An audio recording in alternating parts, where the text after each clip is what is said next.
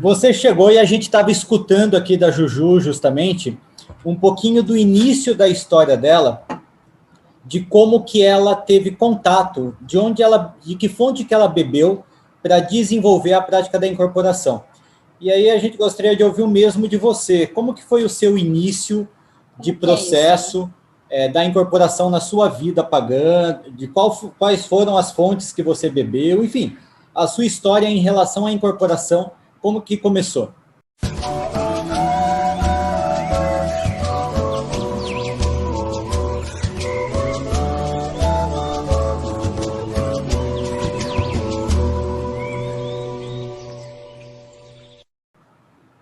Beleza, então. Vamos lá, gente. Bom dia, boa tarde, boa noite, do horário que vocês estiverem assistindo aí. Obrigado, Lua, Elfo, Juju.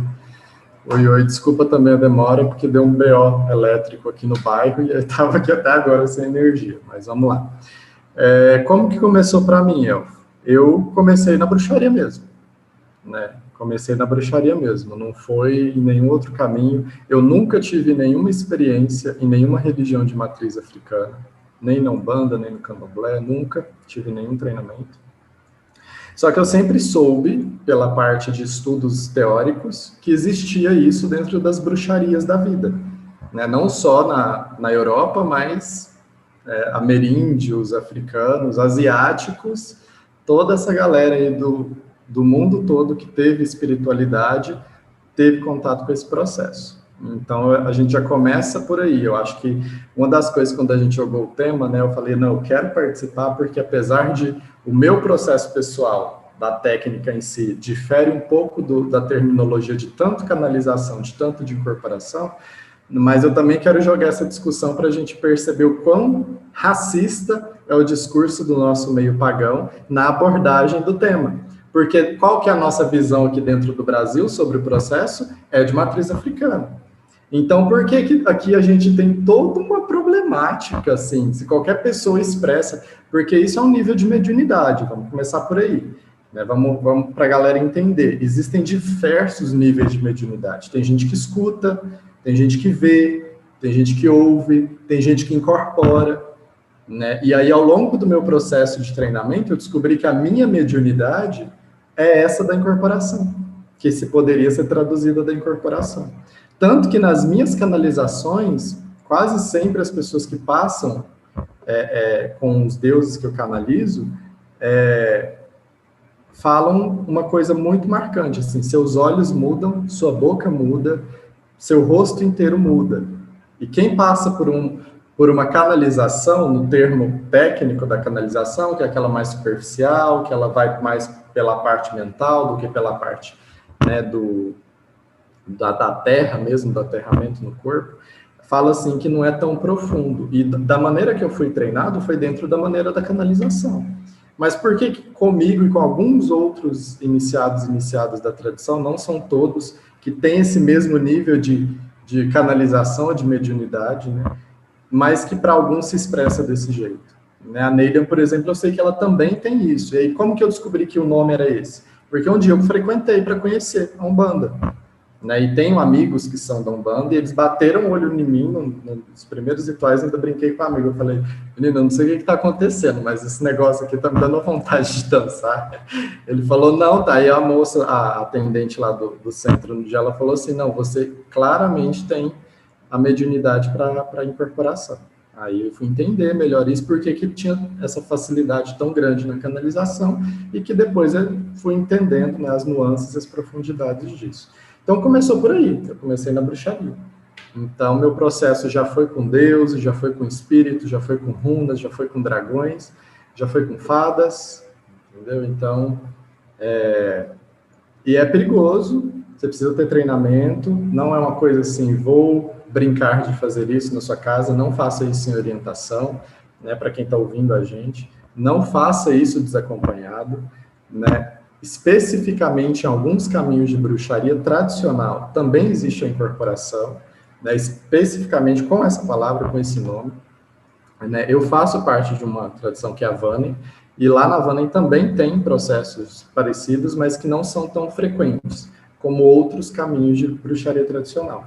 Mas não quer dizer que não exista. Também existe isso na Vanem. né? Então, esse é um pouquinho do meu background, de onde eu venho, de onde eu estou falando. Sabe que eu estava conversando no outro papo que a gente teve, nos outros vídeos, com a Petrúcia, o Rafael e a Juliana, que eu sinto que existe muito mais animosidade e coisa assim dentro da bruxaria moderna do que da bruxaria tradicional. Com todos os bruxos tradicionais que eu já falei sobre o processo de incorporação, ok. Se eu falo para um wicano ou para algum praticante de bruxaria moderna, é um horror. E aí depois, com a Juju e com a Ju, eu fiquei sabendo que do druidismo também tem essa ojeriza, né? Uma coisa assim, um preconceito, uma coisa esquisita, né?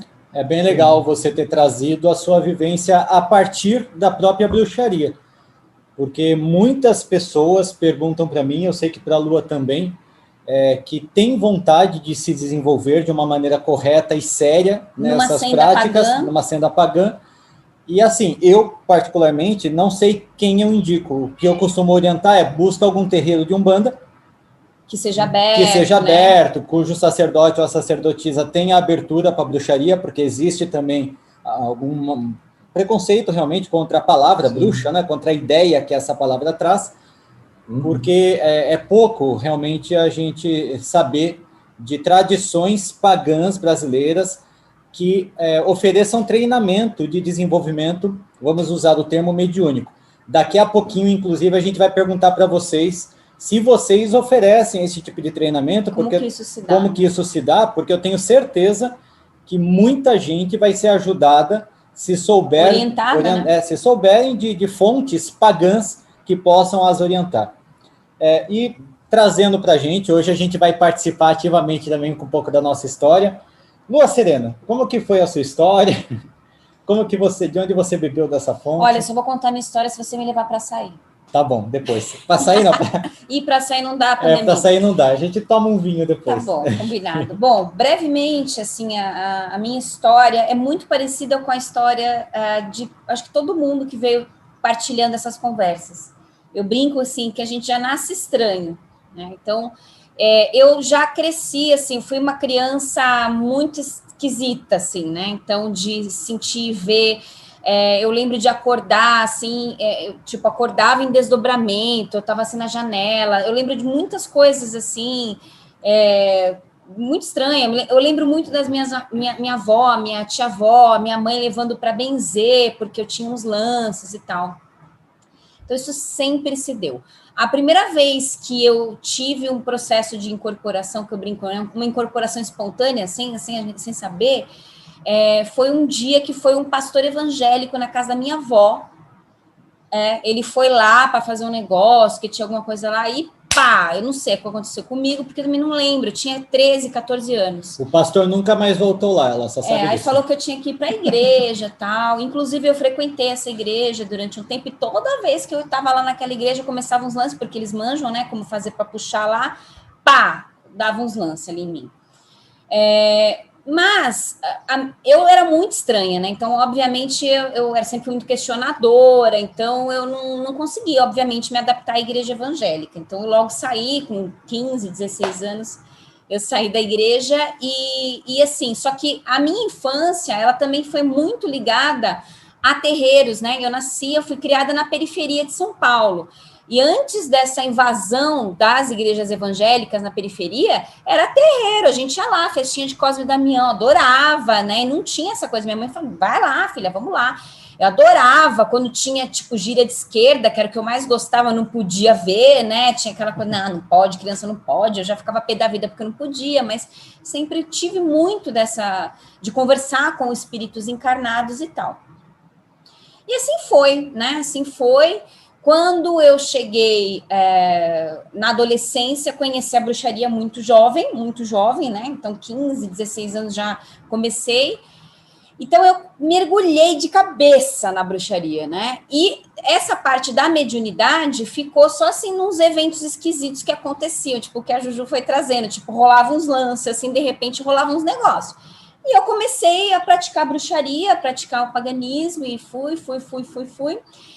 Quando chegou em 2007, eu estava no final da minha faculdade, assim, eu estava num processo muito difícil internamente, diz que é o retorno de Saturno, enfim, uma série de coisas, eu estava assim, loucona, e eu estava numa depressão mesmo, uma depressão. Até então eu era bruxa solitária. E nessa época a gente começou a namorar. A gente era amigo há muito tempo, tal, mas a gente começou a namorar, tal. E curiosamente aconteceu tudo ao mesmo tempo. A gente começou a namorar e eu estava nesse processo depressivo. Eu já conhecia a mãe dele, porque a gente era amigo. Eu sabia que a mãe dele era mãe de santo. E eu não sei, não sei por quê. Até hoje eu não sei por quê. Os deuses sabem. Eu pedi para entrar no terreiro, né? Pedi para fazer parte do terreiro. E, claro, fui aceita, entrei nesse terreiro e comecei a fazer todas as minhas iniciações, que são chamadas de obrigações. Então, fiz para todo pai, mãe de cabeça, segundo, terceiro, quarto, santo, tal. E fui fazendo todas as linhas, me preparando para várias divindades e tal, e fui fazendo. E, assim, quando isso começou, depois de um tempo, curiosamente, começou a vir gente para eu orientar na bruxaria. O nascimento do semente. Né? O nascimento do semente. Isso a gente tinha, 2 anos de casado. Então, vocês viram, eu estava no meio do meu processo ali dentro da Umbanda, mas eu continuava fazendo meus rituais, né? Tinha meus deuses de devoção, mas eu tinha esse momento. Hoje eu sei que, na verdade, foi tudo uma preparação mesmo para que eu pudesse estar preparada para orientar outras pessoas dentro da senda pagã, que era o semente ancestral, né?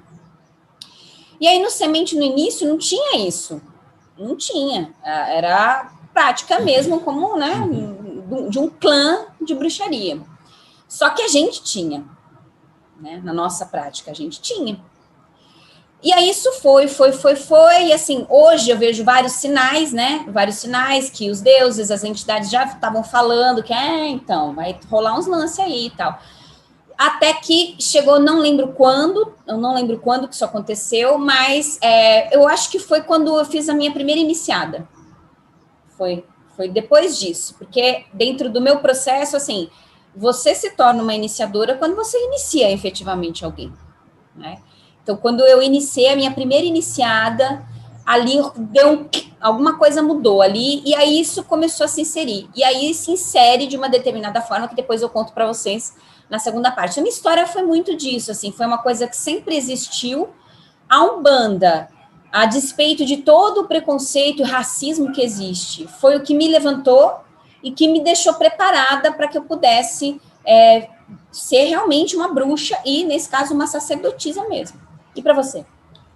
Bom, eu já nasci da minha mãe sendo Ialorixá da Umbanda, né?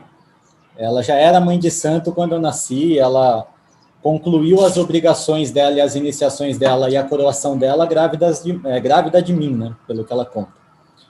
E então eu já nasci no meio, a minha relação, você sabe disso, você participou de parte dessa vivência, a relação minha com as entidades em casa, para além dos trabalhos oficiais do terreiro que minha mãe sempre teve, que sempre dirigiu, que depois eu vim a herdar, paralelo a esses trabalhos, a gente tinha convivência com as entidades em casa, assim, em festa de aniversário. Tem entidade que até a gente chama de tia baiana, tia baiana, e a tia. E eu sempre amei de paixão, eu sempre achei lindo incorporação.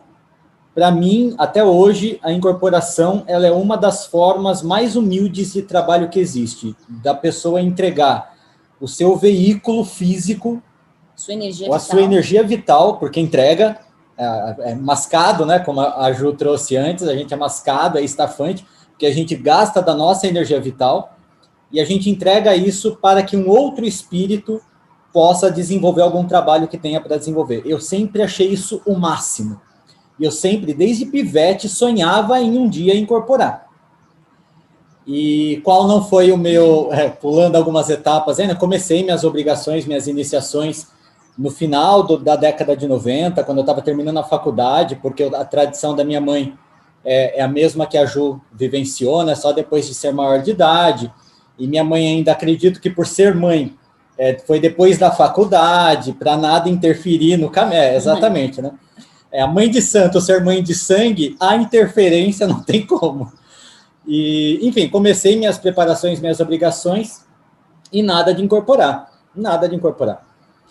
E essa minha vontade, até que um dia uma entidade da minha mãe, que é a chefe do terreiro, da parte dela, me jogou um balde de água fria falando, olha, você não vai incorporar.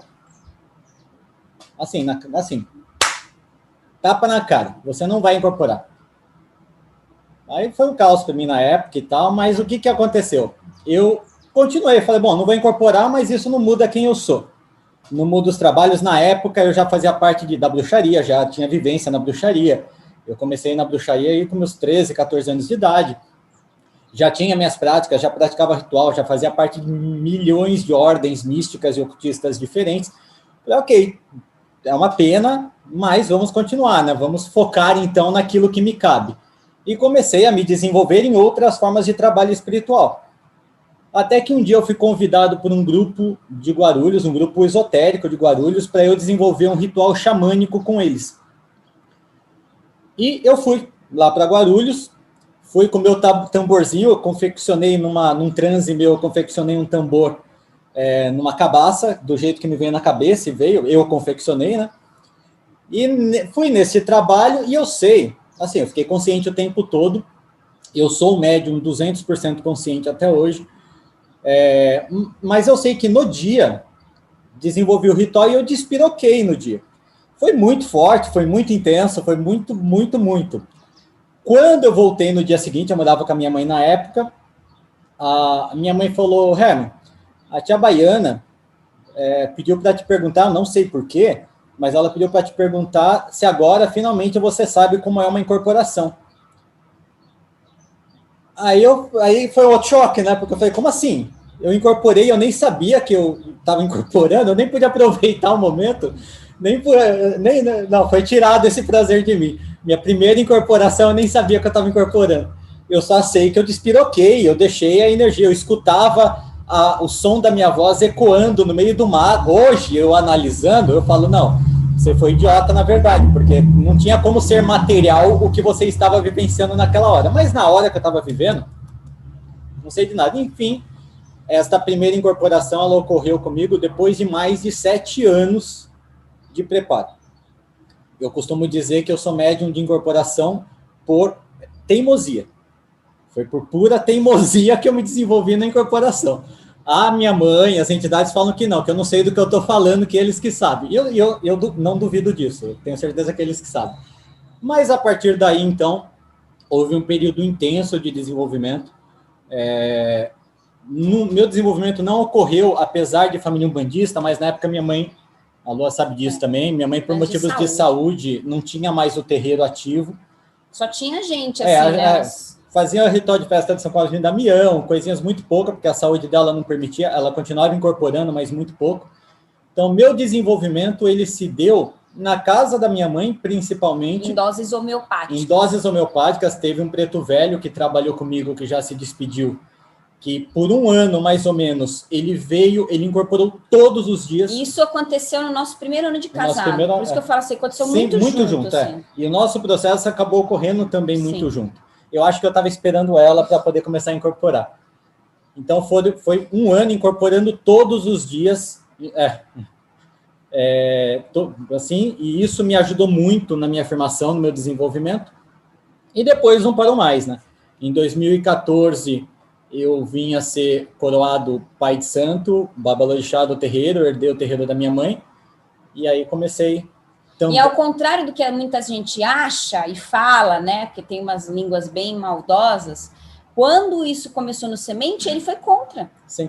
Ele não queria, ele falou, amor, não é. Eu falei, não, amor, vamos fazer, tem uns lances aí para fazer sim. E ele não foi a favor.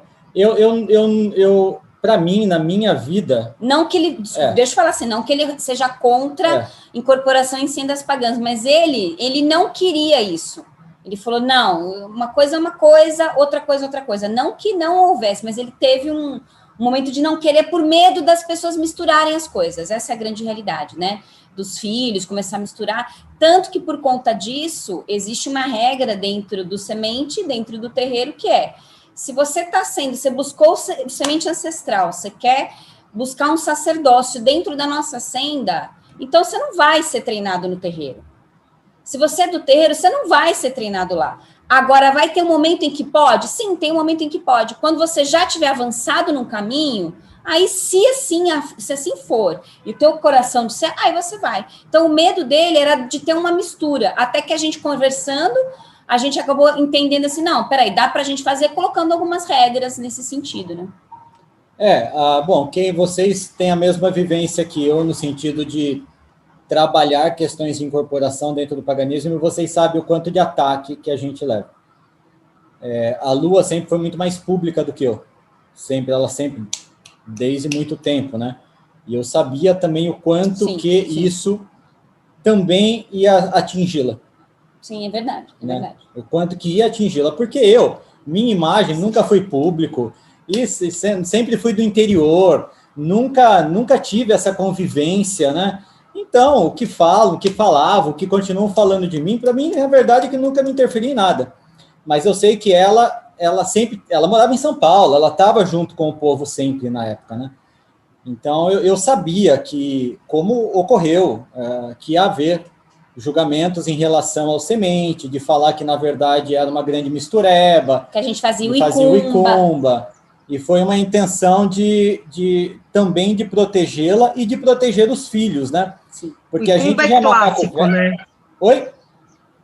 Essa porra dessa palavra, o icumba, é clássico. Ju, Nossa, exatamente. E assim, proteger, porque a gente é macaco velho, a gente já tem a casca dura e aguenta porrada. Mas quem está iniciando também acaba recebendo a fama dos iniciadores. Então, como a pessoa que está iniciando, ainda está naquela coisa, né? Vai ter a maturidade de saber separar e saber, né, se proteger também. Então, foi essa a intenção, mas é o que eu costumo falar e eu sei que ela também. A gente é um só, né? Não existe o Herman, o elfo umbandista, o elfo bruxo, o elfo isso, o elfo aquilo. Eu sou eu. E os meus desenvolvimentos as minhas conexões com os deuses são os mesmos em todos os lugares que eu estou, né? É só um cuidado realmente, mas essa foi a história. E agora, assim, eu vou passar para ele falar, e aí a gente fala junto sobre isso, aí eu já passo a bola para vocês, tá? Como que se dá, existe é estranho perguntar isso para você, né? Existe um desenvolvimento, um treinamento dentro da senda pagã? Como que isso é feito dentro do semente? Existe, sim. Bom, você e a Lua podem responder. Sim. Todo o desenvolvimento do semente, nós tivemos sempre uma assessoria muito grande, e ainda temos, e que espero nos deuses que sempre tenhamos, uma assessoria, uma orientação muito grande de entidades, sim, tanto que trabalham com ela quanto que trabalham comigo. Elas nunca, em momento nenhum, elas determinaram nada. Assim, tem que ser assim, tem que ser assado. Mas são entidades que sempre trazem reflexões muito interessantes que apontam o caminho. Apontam o caminho e dão, sabe aquelas perguntas ou aquelas colocações que você fica com aquilo engasgado e aquilo só desce depois que você... Então, é uma ilusão o nosso livre-arbítrio, na minha opinião. Mas, enfim, houve um momento, e a gente também tem a clareza de que o semente ancestral ele não é uma caixinha fechada. Os deuses e deusas estão a todo momento, na medida em que nós vamos amadurecendo enquanto sacerdotes, e também o grupo vai amadurecendo enquanto egrégora, muitas coisas já foram... A essência, né? A essência, os pilares continuam os mesmos, mas muitas esferas novas vão sendo agregadas na nossa egrégora. E houve um momento, então, que a gente entendeu, a partir de orientação e da nossa vivência mesmo, de que isso sim poderia ser trazido como uma prática sistematizada no semente ancestral para filhos já iniciados. Então, nós não, em ocasião muito especial apenas. Caso contrário, não tem a prática de incorporação propriamente dito em rituais normais, em ritos abertos, em ritos fechados, porque para cada esfera do semente existem ritos específicos, os sabás e os esbás todos participam, mas existem ritos só para iniciados, ritos só para o pessoal de segundo grau e assim sucessivamente. Então, nos ritos só para iniciados após um ano, a gente começa, então, oferecer treinamento de incorporação, de processão, de canalização, também, e é opcional. Não é um caminho denso, Sim. não precisa seguir. E, consequentemente, nos rituais fechados de iniciados, que a gente chama de festivais, aí rola aí, a gente dá abertura. E o semente ancestral, eu acabei entendendo que, e a gente conversou também sobre isso nos outros vídeos, né?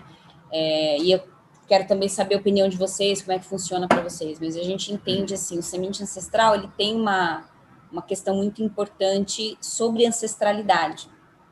Sobre uma ancestralidade, não só ancestralidade afetiva ou sanguínea, civil, ancestralidade espiritual. E a gente entendeu, porque também foi uma entidade que nos disse, né? E curiosamente a Ju trouxe isso também, né? A gente nunca havia conversado, ela trouxe exatamente isso, que uma entidade nos falou, e uma outra entidade falou para ela também, que existe uma relação, que os espíritos que trabalham com a gente, não trabalham assim, tipo, vamos lá fazer coisa. Não, existe uma relação, resgate ancestral de tudo isso, né? Então, assim, a gente já trilhou junto, então, dentro do semente, a gente tem uma expressão que a gente fala, né? Os amigos invisíveis. Nem todos vão incorporar na gente, mas vão ter, você vai ter o contato. E dentro dos nossos mistérios, o resgate de tudo isso, para entender quem somos e para onde que nós estamos indo e tudo mais, vai passar necessariamente por isso, pelo contato direto com esses espíritos, não só a partir da incorporação, mas a partir de você realmente, assim, conscientemente conhecer quem são esses amigos invisíveis, quem são esses seres, espíritos e deuses com os quais você já trilhou tantas vezes, porque, a gente já não trilhou antes, então não se entende isso, né, que a gente está aqui refazendo caminhos que nós já trilhamos, e é o que a gente entende, né, nós não estamos aqui a primeira vez, né, Sim. tipo agora, então a gente entende que o semente já existiu, já existia, e a gente está aqui resgatando algumas coisas. Então, esses espíritos trabalham dessa maneira. Uma das formas é a incorporação, sim, mas tem outras tantas. Uma das formas. Até a nossa vivência, esses anos que eu fiquei sem incorporar, a gente obrigatoriamente vai aprendendo milhares de outras formas, né? E a Lua também tem a vivência dela, então a gente também traz isso, de maneira alguma colocamos a incorporação como algo necessário para o desenvolvimento acontecer. E a gente também, no Semente, tem uma abertura para qualquer linha de seres, espíritos e deuses. Tem trabalhos específicos que a gente direciona para alguma cultura, alguma falange. A gente faz, Tipo, hoje nós vamos trabalhar com nórdicos. Então, hoje vai ser aberto aos CIDs. Isso, e assim vai. Hoje a gente vai trabalhar povo da água, né? De água. Então, sereias, seres das águas. E, óbvio, nem teria como, pela minha vivência e dela também dentro da Umbanda, a gente não tem nenhum preconceito quanto falanges tradicionais da Umbanda também trabalharem. Claro que não. Uma das mentoras que nos auxiliou muito, o Juju, é uma preta velha, a vovó Maria Conga. Ela nos ajuda muito. Assim, que legal. Ela traz muito. Você falou que tem a preta velha que trabalha orienta, com você, né? A gente também tem a nossa, né? Maneira de dizer a nossa. Maneira ela de dizer. Nossa. Mas, assim, desde o início, inclusive em nossas conversas com as entidades, a gente pediu orientação direta para elas que a gente queria muito resgatar a prática de incorporação da bruxaria antiga, da bruxaria tradicional. Como que eram com os sacerdotes antigos e tal, até o ponto, gente, que tem entidade que vem e explica para a gente até com relação à reencarnação. Sim. Então, assim, de falar assim, olha, eu aqui sou tal pessoa, né? Eu estou reencarnada a partir dessa minha vida, mas eu já tive uma vida como sacerdotisa num tal local, e era assim, era assado, e aí vocês podem fazer assim, podem fazer assado. Porque a gente não queria viver o ritual da Umbanda dentro da bruxaria. Tanto que é bem diferente. Assim, não por preconceito, repetindo. Foi exatamente essa pergunta que eu fiz, Elfilo. Foi exatamente isso que eu perguntei. Como que era na antiguidade, não fazia porque sentido a gente sabe que existe. exato. A gente sabe que existia. Então, como que era?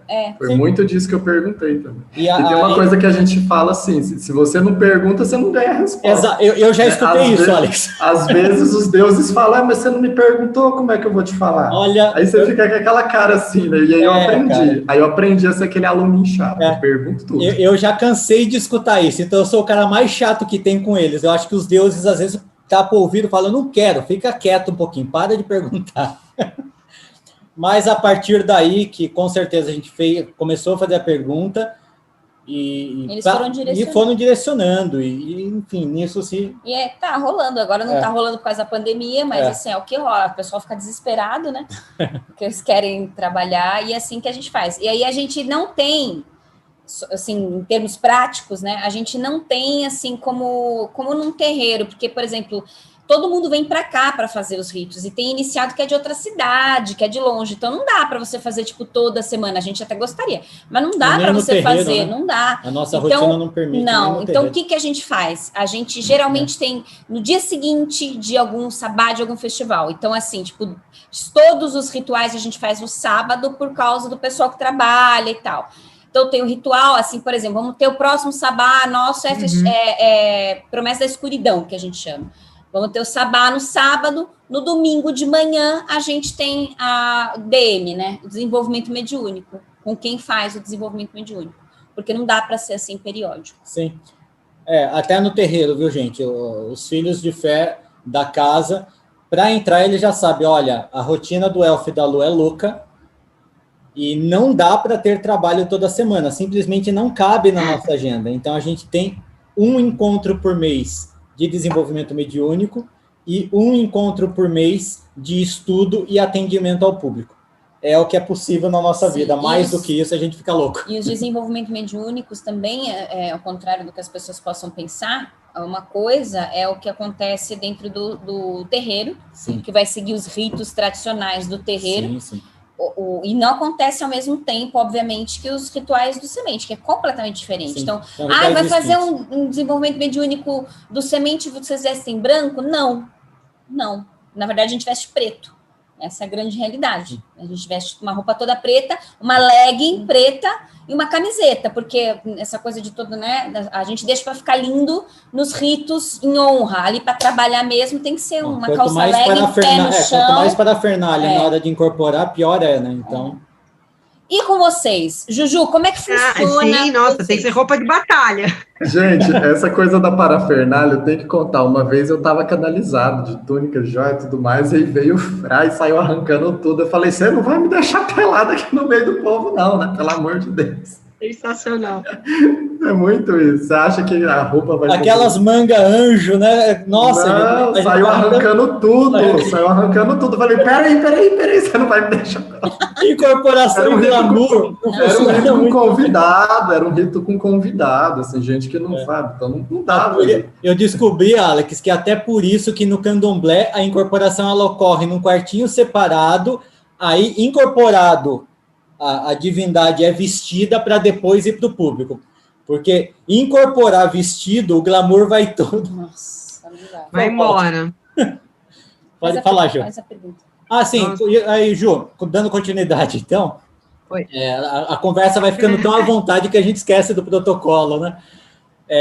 Como que é, Ju, a prática, então, da incorporação? Você já tinha começado a falar das Ogans, eu te interrompi, para você continuar a partir daí. Dentro da sua atual tradição, como que funciona? Quais os focos? Tem treinamento? Vocês fazem? Como que funciona isso?